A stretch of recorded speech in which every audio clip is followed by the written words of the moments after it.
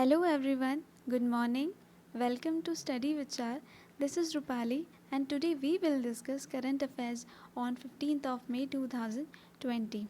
सबसे पहले हमारा कोट, राजा की तरह जीने के लिए गुलाम की तरह मेहनत करनी पड़ती है।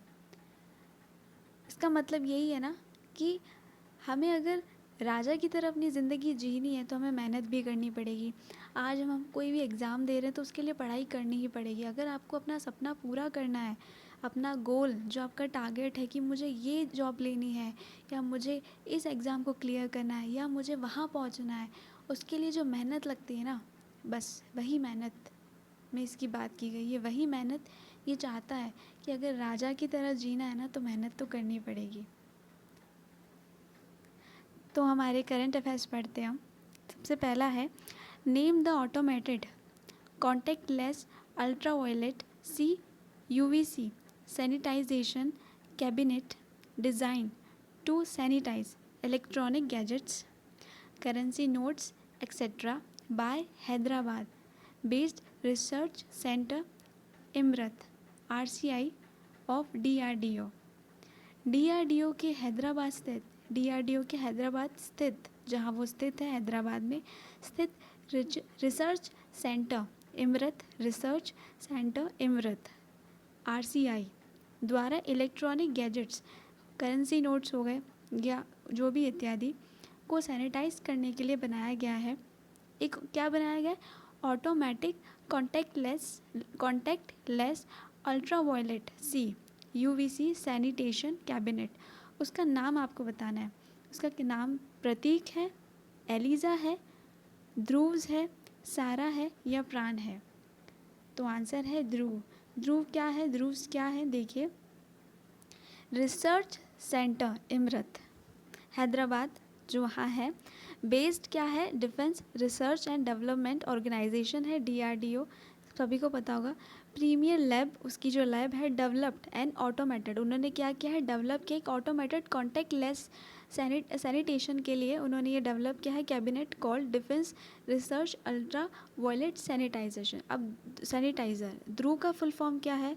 ध्रुव का फुल फॉर्म यही लिखा है, रिसर्च अल्ट्रा वायलेट डिफेंस, इसका फुल फॉर्म ये है defence research ultraviolet. Exam में पूछा जा सकता है कि ध्रुव का फुल फॉर्म क्या है, तो उसका फुल फॉर्म ध्यान से सुनिए, defence research ultraviolet sanitizer, इसका फुल फॉर्म है। और ये DRDO के हेल्प से बनाया गया है, हैदराबाद में जो उसका है सेंटर, वहाँ पे।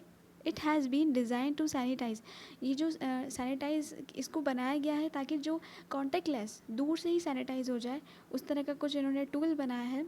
सो इसमें क्या क्या है देखो, सैनिटाइज़ कर सकते हैं मोबाइल फ़ोन्स हो गए, आईपैड्स हो गए, लैपटॉप्स हो गए, करेंसी नोट्स हो गए, जो चेक लीव्स हो गई, चालान्स हो गए, पासबुक्स हो गई, पेपर या एनवलप्स, उन सभी को ये सैनिटाइज़ करेगा। ओके, सो याद रखिएगा, ध्रुव्स DRDO के द्वारा।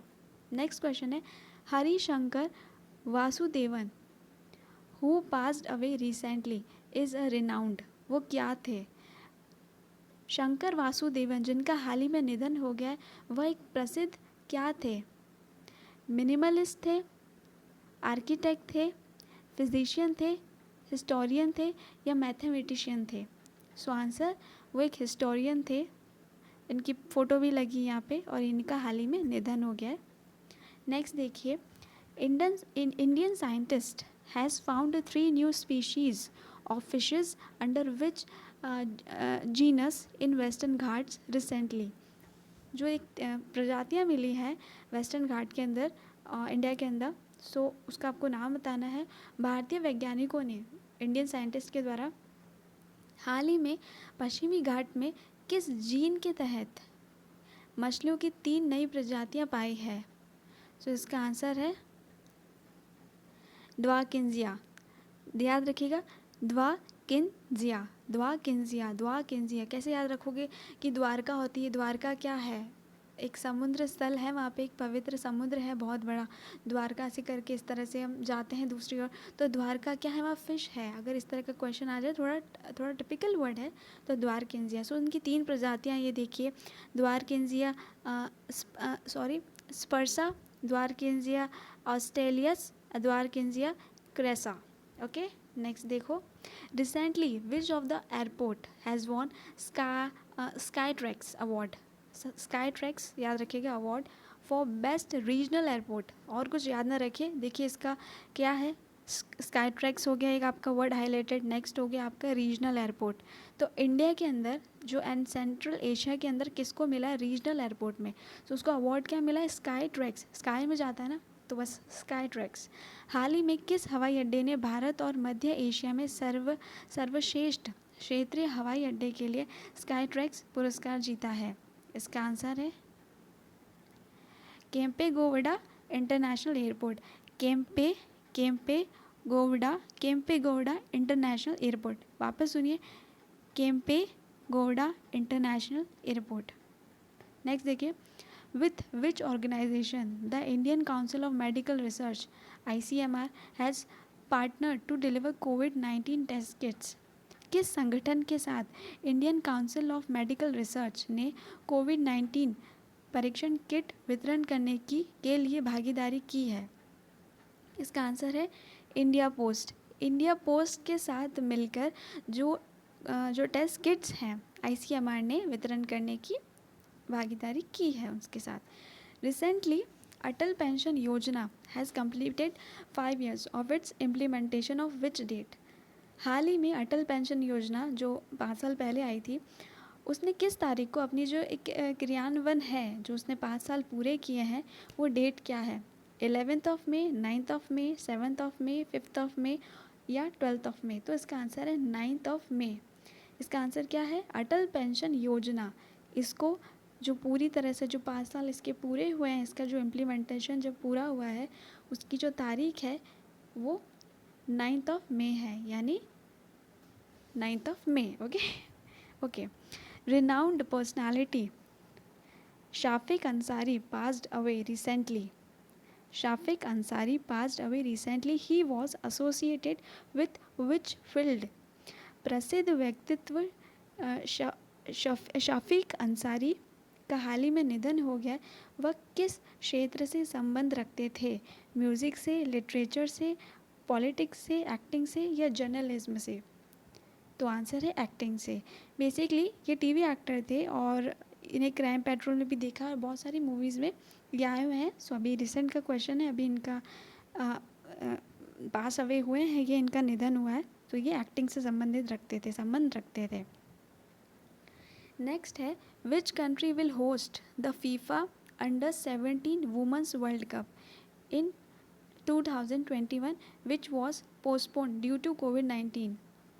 कौन सा देश 2021 में फीफा अंडर-17 महिला विश्व कप की मेज़बानी करेगा जिसे कोविड-19 महामारी के कारण स्थगित कर दिया गया था? सो बेसिकली ये होने वाला था नवंबर के, अभी 2020 नवंबर के अंदर होने वाला था, बट जो कोविड-19 है इस महामारी के चलते इसको पोस्टपोन कर दिया गया है और इसको शिफ्ट कर दिया गया है 2021 और उसकी फरवरी 2021 के अंदर भी किया जाएगा। तो ये कहाँ किया जाने वाला है?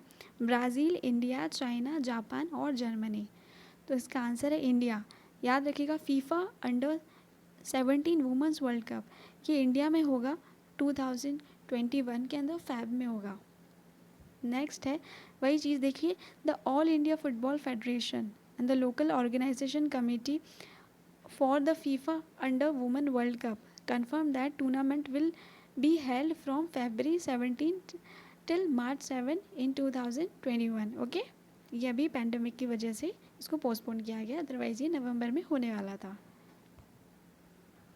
Which country has won the first edition of FIDE-chess.com online nation cup?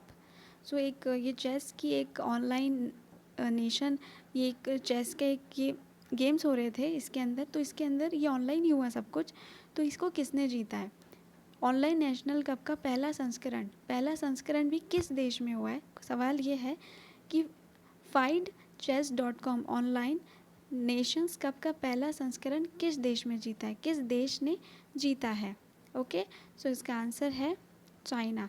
So China जो है इसका पहला एडिशन जीता है और उसके अगेंस्ट यूएसए। इसका मतलब ये है कि यूएसए को हराकर चाइना जीता है और इम्पॉर्टेंट चीज़ ये है कि इसका पहला संस्करण ही यही था। पहली बार ही इसका आयोजन हुआ है, तो ये बहुत इंपॉर्टेंट क्वेश्चन है क्योंकि ये पहली बार हुआ है। ओके, सो इसका जो संस्करण है पहला है, जीता कौन है, चाइना, हराया किसको है, यूएसए को। Remy Di Gregorio has been banned for 4 years for using a form of banned blood boosting hormone EPO is associated with which sports? Remy Di Gregorio को प्रतिबंधित रक्तवर्धन हार्मोन EPO का उपयोग करने हेतु 4 साल के लिए प्रतिबंधित किया गया है। वह किस खेल से संबंधित रखते हैं? आंसर है इसका साइकिलिंग।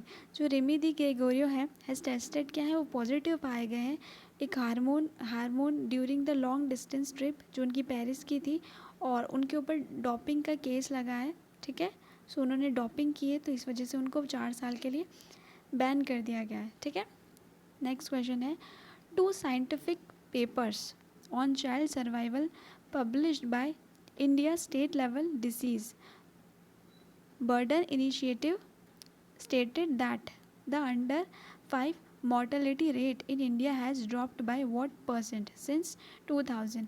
भारत की राज्य स्तरीय रोग बर्डन पहल द्वारा प्रकाशित की गई है बाल अस्तित्व पर 2 वैज्ञानिक पत्रों ने बताया है कि भारत में अंडर 5 जो मृत्यु दर है 2000 के बाद कितने प्रतिशत कम हुई है, यानी फर्टल जो आपकी ये जो मृत्यु दर है ये कितने प्रतिशत कम हुई है, ये चीज़ आपको बतानी है। तो इसका आंसर है 49% ये कम हुई है। नेक्स्ट है, the Sports Authority of India SAI has formed a 6-member committee to prepare SOP for resumption of sports coaching and activities. Name the person who heads the committee. So SOP का मतलब होता है standard operating procedure. Okay, so भारतीय खेल प्राधिकरण ने जो sports coaching है और गतिविधियों को फिर से शुरू करने के लिए, एक्चुअली अभी जो पैंडमिक चल रहा है, जो सोप का मतलब यही होता है कि स्टैंडर्ड ऑपरेटिंग प्रोसीड्यूर का मतलब ये होता है कि जो पैंडमिक चल रहा है सिचुएशन में कैसे स्पोर्ट्स से डील की जाए, कैसे उनको कंटिन्यू रखा जाए, तो उसके लिए हेल्थ का भी ध्यान रखना है। सो उसके रेगुलेशन में ये चीज़ को बनाया गया है, इस तरह की कमेटी का निर्माण किया गया और ये 6 सदस्यीय समिति का गठन किया गया है। और आपको उस व्यक्ति का नाम बताना है जो समिति का प्रमुख है, मतलब इसके जो हेड है उसका नाम बताना है। तो उसके हेड सामने लिखे हुए हैं रोहित भारद्वाज। सो इसके हेड क्या है, रोहित भारद्वाज। ओके, तो आज की जो 15 मई की जो करंट अफेयर्स थी, जो इम्पोर्टेंट क्वेश्चंस थे वो ये सारे हैं और ये बहुत इंपॉर्टेंट क्वेश्चंस हैं। सो आप इन्हें रिवाइज़ कीजिएगा और इसका जो PDF का जो लिंक है वो आपको डिस्क्रिप्शन में मिल जाएगा टेलीग्राम के चैनल पे, वहाँ पे आपको इसका लिंक मिलेगा और जो आपको डिस्क्रिप्शन में मिलेगा। सो अगर आपको वीडियो अच्छा लगा है तो लाइक कीजिए और शेयर तो करना ही है और चैनल को बिना सब्सक्राइब किए जाना नहीं है। ठीक है, तो ये 3 काम आप करके जाएंगे। Okay, so thank you so much and God bless you.